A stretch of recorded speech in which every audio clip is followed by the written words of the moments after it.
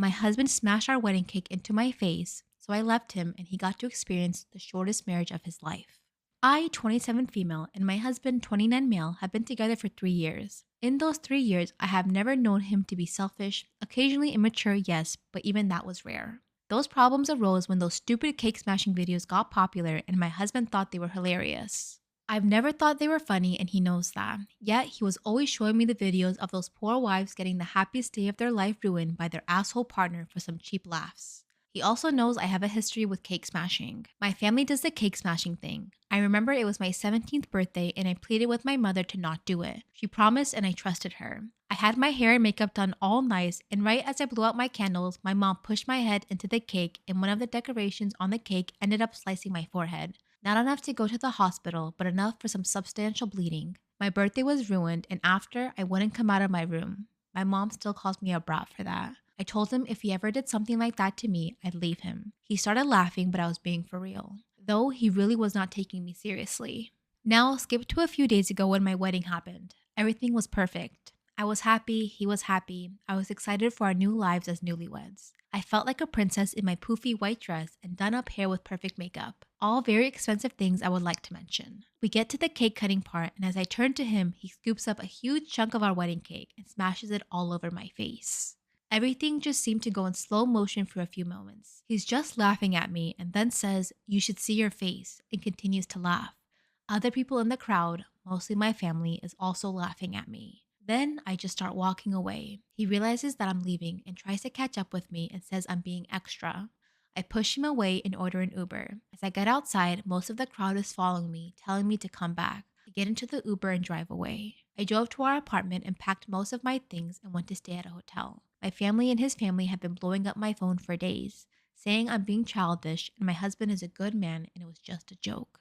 My husband has been calling me off the hook, telling me to please come home and that he wants to talk, that he's sorry and didn't think I'd get that emotional. This was supposed to be the happiest day of our lives, and he embarrassed me in front of everyone for some prank that he knew I hated. Not only that, he ruined a $500 cake. He ruined my makeup, my hair, and the top of my dress. The cake got all over it. Though I do still love him, and I'm wondering if I really was too hard on him. That seems to be everyone else's opinion. So, what do you guys think? My ex took my daughter's ashes with him after we broke up, and it tears me up inside. I want her back so bad. I'm 25. My daughter was born sleeping, and even though it was 3 years ago, it always looked in the back of my mind as the worst day of my life. My ex, let's call him M, was unsupportive of me my entire pregnancy. He would constantly tell me how he wasn't ready and didn't want to be a dad. He begged me to give her up. As soon as we found out she was sleeping, he immediately started acting like he had always wanted to be a father, just soaking up all of the attention he got from having a deceased daughter. I saw right through it all, of course. Our relationship gradually got worse and worse until I couldn't take it anymore. The house was a mess and he was using our daughter's death as an excuse for everything. Why didn't he have a job? You know how it's been since she died. I can't work. Can he please take the trash out? Sorry, I keep getting flashbacks of Lily. Not gonna do it. It got to the point where he started blaming Lily's death for his abhorrent behavior towards me. He'd yell and scream at me for the smallest things and then say it's just because he's grieving, as if I wasn't also grieving and yet still working to support the both of us. I finally broke up with him last year and it was a horrible ordeal.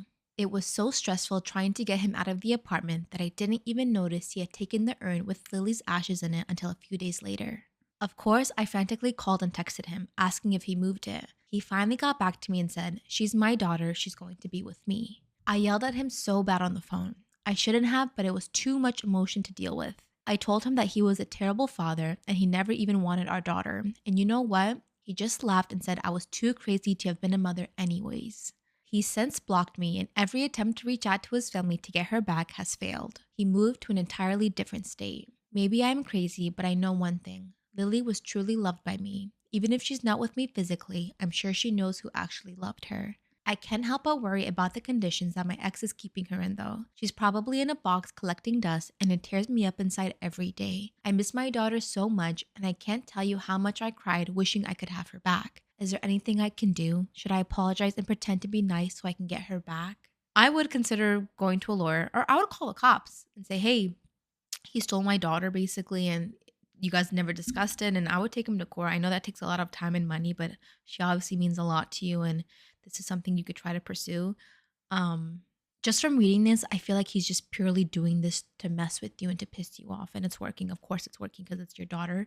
And he did it to get a reaction out of you, which sucks. And I really do hope you're able to get her back.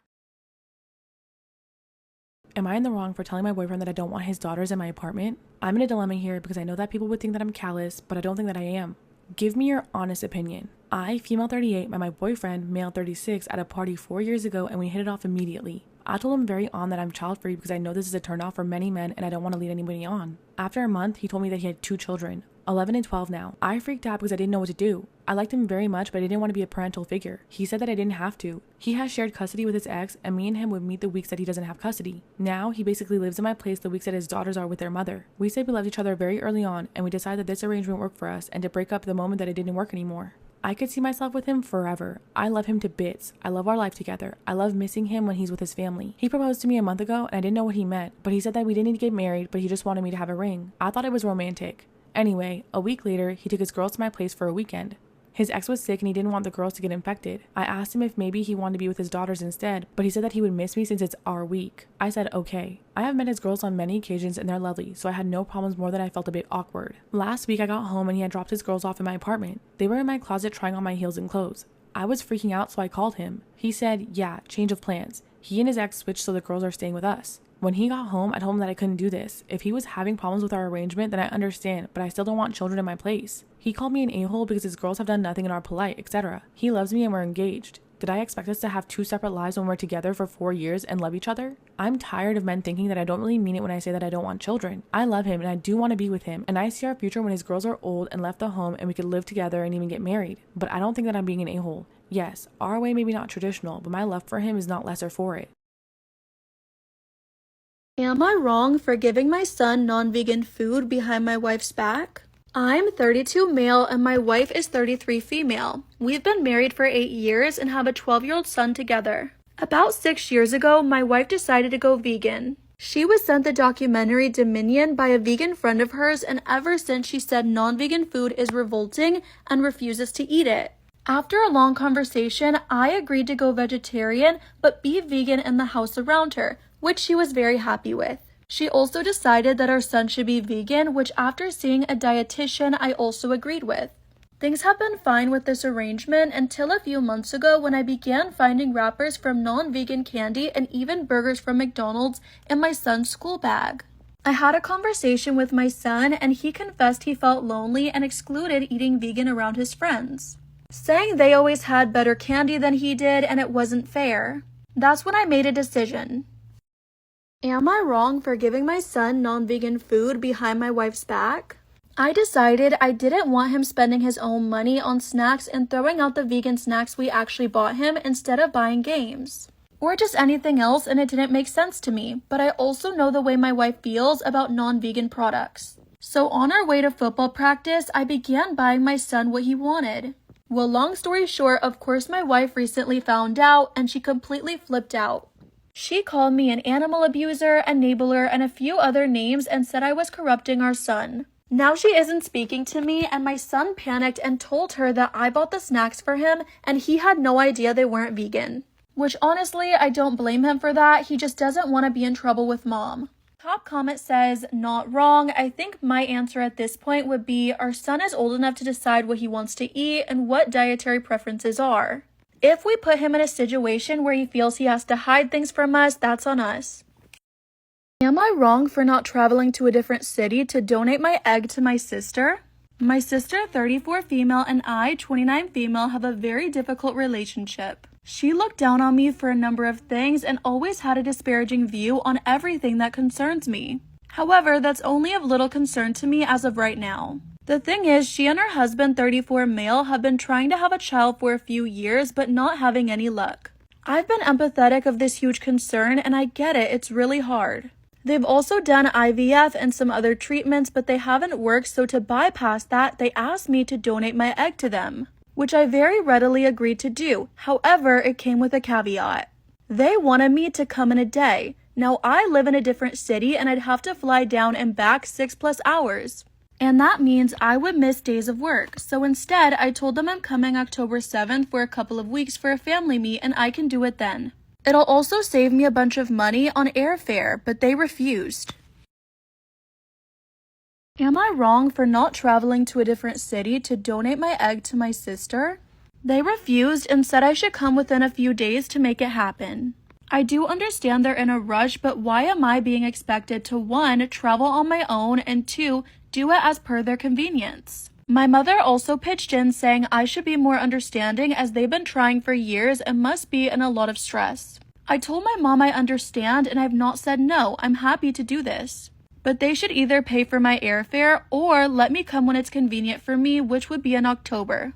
But now things have turned into a whole thing and the entire family is calling me an asshole. Edit says, thank you everyone so much for your perspective. I really do appreciate it. It made me dig more into the procedure and how it's done, and I had very little clue about all the things I'll be put through. I don't have any children of my own and don't plan on having them anytime soon, so I thought there'd be no harm. Top comment says you're not wrong, and that's not how IVF works anyway.